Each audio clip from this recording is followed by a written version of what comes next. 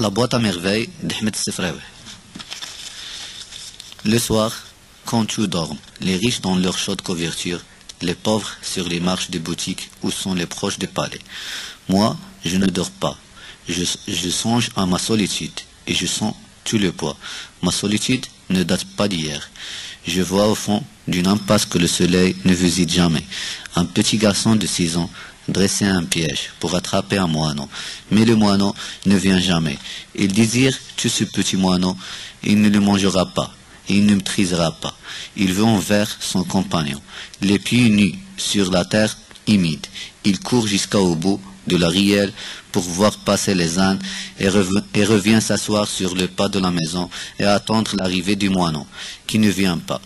Le soir, il rentre le cœur gros et les yeux rougis, balançant au bout de son petit bras un piège en fil de cuivre. Nous habitions dans Chouafa, la maison de la voyante. Effectivement, au rez-de-chaussée, habitait une voyante de grande réputation. Des quartiers les plus éloignés, des femmes de toutes les conditions venant la consulter. Elle était voyante et quelque peu sorcière, adepte de la confrérie d'Ignawa, Jean de Guinée. Il souffrait une fois par mois. Une séance de musique et danse neigère, du nuage de benjoin emplissent la maison et les crotales et les guimbrés nous empêchent de dormir toute la nuit. Je comprenais rien au rituel compliqué qui se déroulait au rez-de-chaussée. De notre fenêtre du 2e étage, je distinguais à travers la fumée des armottes les silhouettes gesticulées. Ils faisaient teinter les instruments bizarres. J'attendais les youyous. Les robes étaient tantôt bleues et tantôt rouge sang. Parfois, d'un jeûne flamboyant, le lendemain de ce fête était de jour morne, plus triste et plus gris que le jour ordinaire. Je me levais de bonne heure pour aller au Msid, école coranique située à 2 pas de la maison. Les bruits de la nuit roulent encore dans ma tête. L'odeur du bon joint et l'encens m'envirait. Autour de moi rôdaient les genoux, les démons noirs évoqués par la sorcière et ses armées avec une frénissée qui touchait au délire. Je sentis les genoux me frôler leurs doigts brillants. J'entendais leur rire comme par les nuits d'orage. Mes index dans les oreilles, je criais les vers tracés sur ma planchette avec un accent de désespoir. Les 2 pièces de rez-de-chaussée étaient occupées par la chouafa principale locataire. Au 1er étage habitait Driss Leouad, sa femme Rahma et leur fille d'un nom plus âgé que moi. Elle s'appelait Zineb et je ne l'aimais pas. Toute cette famille disposait d'une seule pièce. Rahma faisait la cuisine sur le palier. Nous partagions avec Fatma Bizioui le 2e étage. Nos 2 fenêtres faisaient vis-à-vis et donnaient sur le patio. Un vieux patio dont les carreaux avaient depuis longtemps perdu le rémaux de couleur et qui paraissait pavé de briques. Elle était tous les jours lavée à grande eau et frottée au balai de Doum. Les genoux aimaient la propreté et la cliente de la chouafa avait dès l'entrée une bonne impression. Impression de honnêteté, de paix qui invitait à l'abandon, aux confidences, autant d'éléments qui aident la voyante à dévoiler plus sûrement l'avenir. Il n'y avait pas de cliente tous les jours, aussi inexplicable que cela puisse paraître. Il y avait la morte saison. On ne pouvait pas prévoir l'époque. Brusquement, les femmes cessent d'avoir reçu des filtres d'amour, se préoccupent moins de leur avenir, ne se pliant plus de leur douleur, des reins et des emplates de haut du ventre. Aucun démon ne les entourmène. La chouafa choisissait ces quelques mois de trêve pour s'occuper de sa santé propre. Il se découvrait des maux que sa science ne pouvait réduire. Les diables, la lésion, se montraient exigeants quand la couleur des kaftan l'heure de les porter. Les aromates qu'il fallait brûler dans telle ou telle circonstance. Et dans les pénombres de sa grande pièce tendue de crétonne. La chouafa gémissait, se plaignait, conjurait et se desséchait dans le nuage dansant de bon joint. J'avais peut-être 6 ans. Ma mémoire était une cire fraîche et les moindres événements s'est gravé en images ineffaçable. Il me reste cet album pour répayer ma solitude, pour me prouver à moi-même que je ne suis pas encore mort. À 16 ans, j'étais seul, peut-être malheureux, mais je n'avais aucun point de repère qui me permit d'appeler mon existence solitude en malheur. Je n'étais ni malheur, ni heureux. J'étais un enfant seul. Cela, je le savais, point farouche de nature. J'ai bouché des timides amitiés avec les bambins de l'école coranique, mais leur durée fut brève. Nous habitions des univers différents. J'avais un penchant pour la rêve. Le monde me paraissait un domaine fabuleux, une féerie grandiose où les sorcières entretiennent un commerce familier avec des puissances invisibles. Je dirais que l'invisible m'a admis à participer à ces mystères. Mes petits camarades à l'école se contentaient de visibles, surtout que ce visible se concertir en sucrerie d'un bleu céleste ou d'un rose de soleil couchant.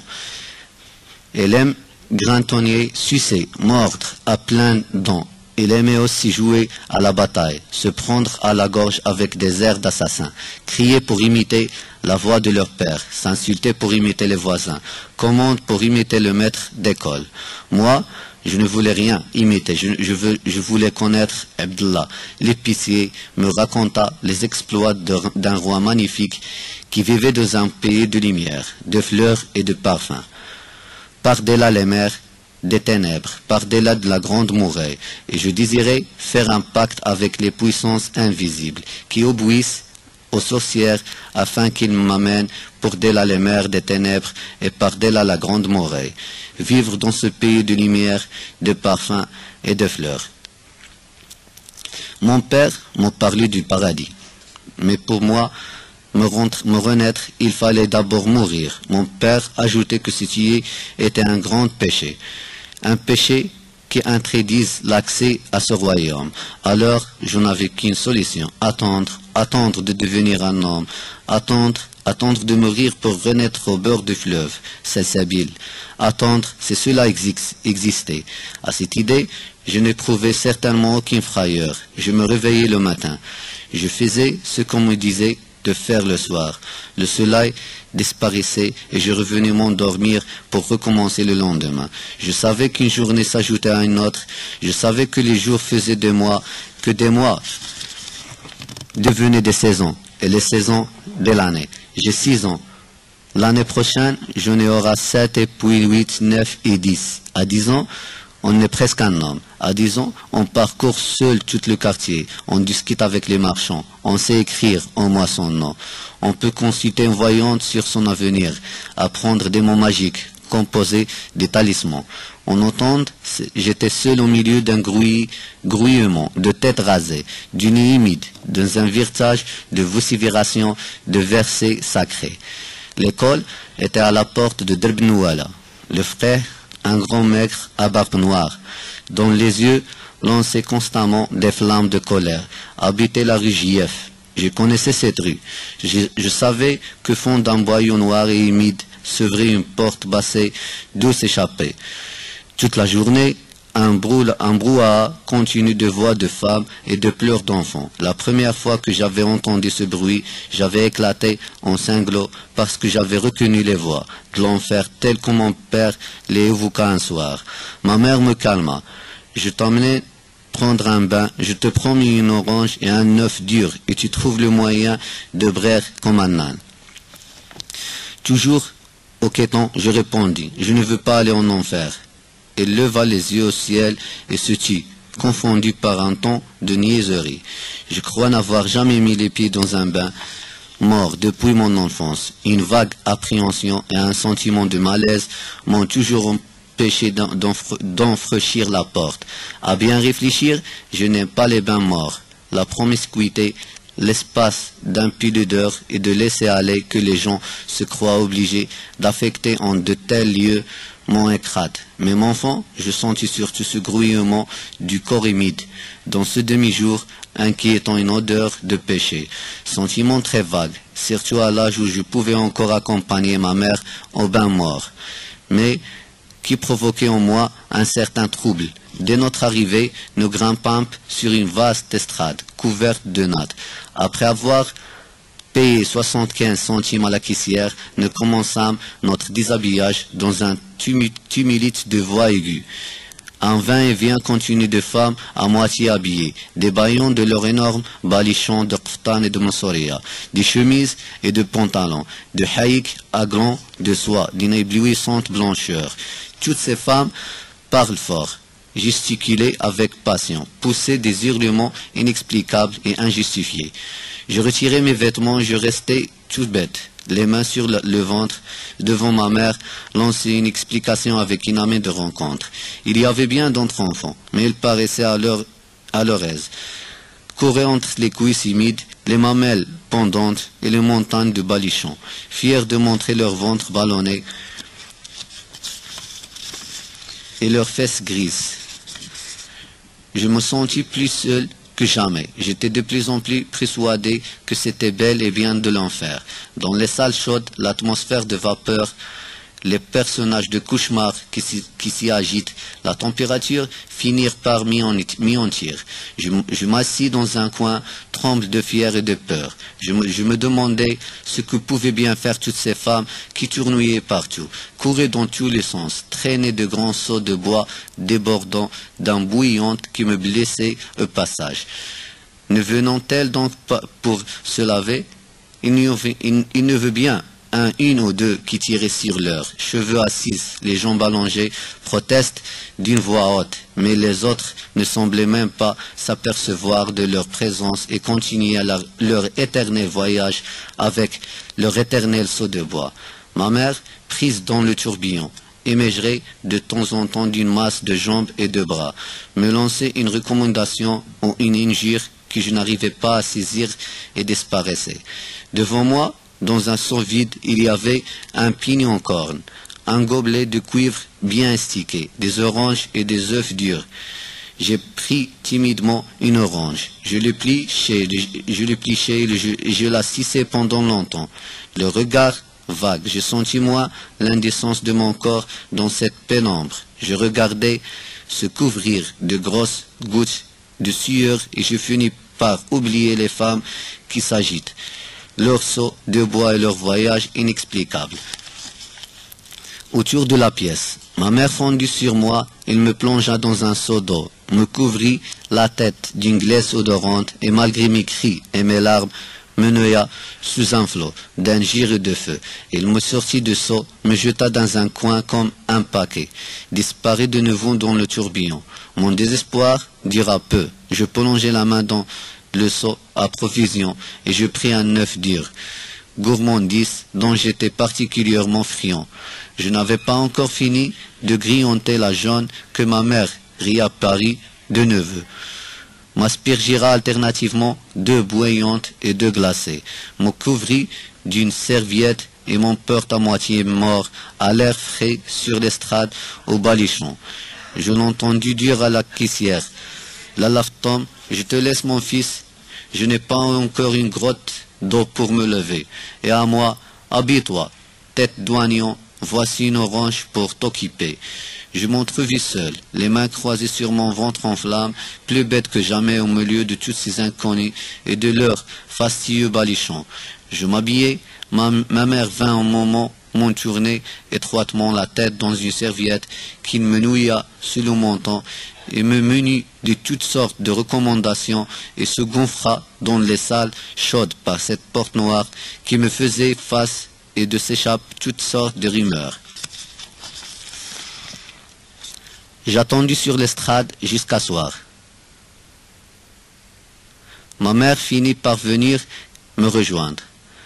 L'air épuisé, se plaignant de violents maux de tête. Heureusement pour moi, ces séances de bain étaient assez rares. Ma mère ne voulait point s'embrasser de l'enfant empoté et maladroit que j'ai été. Pendant son absence, j'étais livré à mes timides fantasies. Je courais pieds nus dans le drp, imitant le pas cadencé de cheveux. Je unissais fièrement envoyé du riad. Parfois, je vidais simplement ma boîte à merveilles par terre et j'inventerais mes trésors. Un simple bouton de porcelaine me mettait l'essence en exact. Quand je l'avais longtemps regardé, je caressais des doigts la matière avec respect. Mais il y avait dans cet objet un élément qui ne pouvait être saisi ni par les yeux, ni par les doigts. Une mystérieuse beauté intruisible, il me fascinait. Je sentais toute mon impuissance à en jouir pleinement. Je pleurais presque de sentir autour de moi cette étrange chose invisible, implacable, que je ne pouvais goûter de la langue, mais qui avait un goût et le pouvoir d'en virer. Et cela s'incarnait dans un bouton de porcelaine et lui donnait ainsi une âme et une vertu de talisman. Dans la boîte à merveilles, il y avait une foule d'objets hétéroclites. Pour moi, seul, avait un sens. Les doubles de verre, les anneaux de cuivre, un minuscule cadenas sans clé, des clous à tête dorée, des anciens vides, des boutons décorés, des boutons sans décor. Il y en avait en matière transparente, en métal et en nacre. Chaque de ces objets me parlait son langage. C'était là mes seuls amis. Bien sûr, j'avais des relations de le monde, de la légende avec des princes très vaillants et des géants au cœur tendre, mais ils habitent les recoins cachés de mon imagination. Quant à mes boules de verre, mes boutons et mes clous, ils étaient là à chaque instant, dans leur boîte rectangulaire, prêts à me porter secours dans mes heures de chagrin. Le lendemain du bain, ma mère ne manquait pas de raconter la science à toute la maison, avec des commentaires détaillés ou abondés, les traits pittoresques et les indocates. Il mimait les gestes de tel shrifa qu'on est dans le quartier, la démarche de telle voisine qu'il n'aimait pas, parler avec éloge de la caissière ou se révolter contre les masseuses, ces entraîneuses, mères de calamité, qui escoraient les clientes leur apportaient la moindre goutte d'eau. Le bain mort était naturellement le lieu des pointins et des commérages. On y faisait connaissance avec des femmes qui n'habitent pas le quartier. On y allait autant pour se purifier que pour se tenir au courant de ce qui se faisait, de ce qui se disait. Il arrivait une femme chantant, un couple faisait ainsi son entrée dans le quartier. Deux ou trois fois ma mère assista à de vrais cripages de chignons. De telles scènes donnaient matière à des galas de comédie. Pendant une semaine, ma mère mimait devant les femmes de la maison, les amis de passage et les voisins, la dispute et ses phrases multiples. On avait droit à un prologue, suivi de la présentation des personnages, chacun avec sa silhouette particulière, ses déformités physiques, les caractéristiques de sa voix, de ses gestes et de son regard. On voyait naître le drame. On le voyait se développer, atteindre son paroxysme et finir dans les embarrassades ou dans les larmes. Ma mère remportait auprès des voisins un gros succès. Je n'aimais pas beaucoup ces sortes d'exhibitions. L'excès de gaieté de ma mère était pour moi lien de fraîcheuse, conséquence. Le matin, débordante d'enthousiasme, il ne manquait jamais. Le soir, de trouver quelques motifs de querelle ou de pleurs. Mon père rentrait toujours tard. Il ne trouvait rarement de bonne humeur. Il subissait presque toujours le récit d'un événement que ma mère se plaisait à peindre avec des couleurs les plaies sombres. Quelquefois, un incident de mince importance prenait des proportions de catastrophe. Ainsi en fit-il quand Rahma eut l'idée néfaste de faire sa lessive un lundi. Elle était établie par ce jour-là, appartenait exclusivement à ma mère. De bonne heure, il occupait le patient, l'encombré du douillage de bois de bidons qui servaient de lessiveuse, de seaux pour le rinçage et de paquets de linge sale. À peine vêtu d'un sroual ou d'un vieux kaftan déchiré, il s'affairait autour d'un feu improvisé, remuait le contenu du bidon à l'aide d'une longue canne, pestait contre le bois qui donnait plus de fumée que de chaleur, accusait les marchands de savon noir de l'avoir escroqué et appelait sur leur tête toutes sortes de malédictions. Le patient ne suffisait pas à son activité. Il grimpait jusqu'à sur la terrasse, tendait ses cordes, les soutenait à l'aide de perches, de mûriers redescendaient brassés du nuage de mousse. Ce jour-là, ma mère m'a expédié à l'école avec pour vêtement une simple chemise sous ma djellaba. Le déjeuner était sacrifié. Je devais me contenter d'un quartier de pain, enduit de beurre ronce, accompagné de 3 olives. Notre chambre même perdait son visage habituel. Les matelas glissaient là, sans couverture. Les coussins n'avaient plus d'enveloppe et la fenêtre semblait nue sans son rideau, semé de fleurettes rouges. Les soirées étaient consacrées au pliage du vêtement. Ma mère prenait une chemise toute froissée et sentant le soleil, la déployait sur ses genoux, la regardait par transparence, la pliait, les manches à l'intérieur avec application, presque avec gravité. Parfois, il faisait une reprise. Il n'aimait guère la couture et moi-même.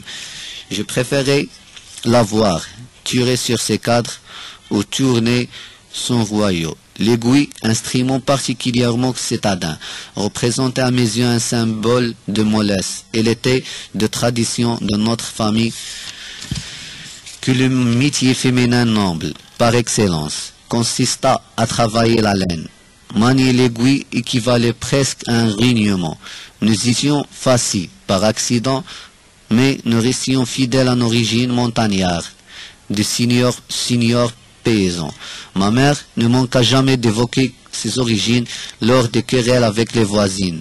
Elle osa même se tenir devant Rahma que nous étions d'authentiques descendants du prophète. Il existe, dit-elle, des papiers pour le prouver, des papiers gardés précieusement par l'imam de la mosquée de notre petite ville. Qui es-tu, toi, femme d'un fabricant de charrues, son extraction pour oser mettre ton linge plein de peau près de mieux fraîchement lavé? Je sais que tu es une mendiante d'entre les mendiantes, une domestique d'entre les domestiques, une va-nu-pied, crottée et puyeuse, et lécheuse de plats qui ne mange jamais à sa faim.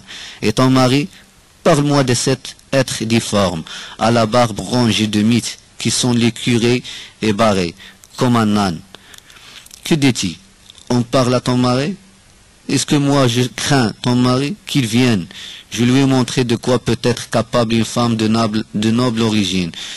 Quant à toi, arrête tes paiements et ramasse tes hasards. Tous les voisins témoigneront en ma faveur. Tu m'as provoqué. Je ne suis pas une petite fille pour me laisser insulter par une femme de ton espèce, de notre fenêtre du 10e étage, pâle d'angoisse et de peur.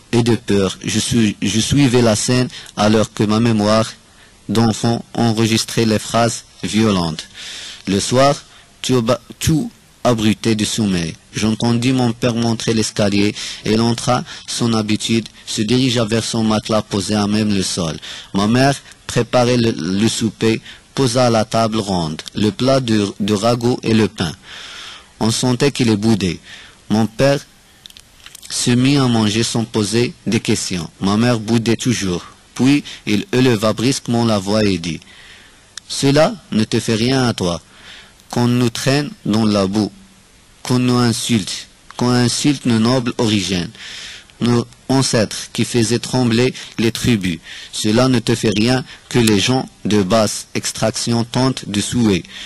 Par des paroles inconvenantes, notre famille qui compte parmi ses mortes des hommes courageux, des chefs, des saints et des savants. » Toujours silencieux, mon père continua à manger. Ma mère recommença: « Oui, tout cela ne te fait rien. Que ta femme s'abuse, tous les affronts. Ton appétit n'en était pas affecté, et tu manges comme à l'ordinaire. Moi, j'ai tellement de peine sur le cœur que je mangerai plus jamais de ma vie. » Ma mère, se cachant le visage dans ses deux mains, poussa un long cingolo et se mit à pleurer. À chaudes larmes, il gémissait, se lamentait, se donnant de grands claques sur les cuisses, chantant sur un air monotone et combien triste tous les malheurs qu'il avait frappés. Il énumérait les insultes qu'il avait reçues, les épithètes dont on l'avait gratifié, recommençait intrablissement les pénigrotiques de ses oncles qui par la même occasion se trouvaient offensés. Mon père, rassuré but d'une gorgée d'eau, s'essuya la bouche, tira lui un coussin pour s'accorder et demanda « Avec qui t'es encore disputé ?» La phrase « Où ça sur ma mère » un effet magique. Il cessa de pleurer, releva la tête et avec une explosion de fureur s'adressa à mon père. Mais avec la gouilleuse du premier étage, la femme du fabricant de charrures, cette dégoûtante créature a souillé mon linge propre avec ses guignons qui sont les tables. Il ne se lave jamais d'ordinaire. Il garde ses vêtements 3 mois, mais pour provoquer une querelle, il choisissait le lundi, mon jour de lessive, pour sortir ses ayants. Tu connais ma patience. Je cherche toujours à apprendre les difficultés. Je ne départis jamais de ma courtoisie coutumière. Je tiens cela de ma famille. Nous sommes tout poulets. Les gens qui nous provoquent par des paroles grossières perdre leur temps. Nous savons conserver notre calme et garder notre dignité. Il fallait cette pieuse. La voix de Rahma troua la nuit. Pieuse. Moi, entendez-vous, peuple du musulman. La journée ne lui a pas suffi. Les hommes sont maintenant dans la maison et pourront témoigner devant Dieu que de nous deux a dépassé les limites de convenance. Ce qui se passait après ne peut être décrit par des mots. Ce furent d'abord des cris aigus et prolongés, de vociférations, des sons sans suite et sans signification. Chacune des antonistes penchait hors de sa fenêtre, gesticulait dans le vide, crachait des injures que personne ne comprenait, s'arrachait les yeux, possède des démons de la danse. Il faisait d'étranges contorsions, voisins et voisines sortirent de leur chambre et me mêlèrent leurs cris aux cris des deux furies. Les hommes de leur voix grave, les exodes du calme, insistent pour qu'elles me disent solennellement Satan. Mais ces sages conseils les existent davantage. Le bruit devient intolérable. C'était une tempête, un tremblement de terre, le déchaînement des forces obscures, l'écroulement du monde. Je m'en pouvais plus, mes oreilles étaient au supplice, mon cœur dans ma poitrine, au retrait, avec force les parfois de ce cage. Les cingolos m'étouffèrent et je me criais au pied de ma mère, sans connaissance. Le mardi, jour néfaste pour les élèves de Msid, me laissait dans la bouche un goût d'amertume. Tous les mardis sont pour moi couleur de cendre. Il faisait froid, ma nuit avait été peuplée de cauchemars, des femmes échevelées menaçant de me crever les yeux, m'envoyaient au visage les pires injures parfois. L'une d'elles me balançait à travers la fenêtre et je m'enfonçais lourdement dans le vide. Je criais. Une main, combien douce, se pesa sur mon front. Le matin, je me rendis au Msid selon mon habitude. Le frère avait son regard de tous les mardis. Ses yeux n'étaient périmables à aucune pitié. Je décrochai ma planchette et me mis à honner les 2 ou 3 vrais qui s'étaient écrits. À 6 ans, j'étais déjà conscience de l'hostilité du monde et de ma fragilité. Je connaissais la peur, je connaissais la souffrance de la chair au contact de la baguette de ce qu'on y essaie. Mon petit corps tremblait de son vêtement très mince. J'appréhendais déjà le soir consacré aux révisions. Je devais, selon la costume, réciter les quelques chapitres du Coran que j'avais appris depuis mon entrée à l'école. À l'heure du déjeuner, le maître me fit signe de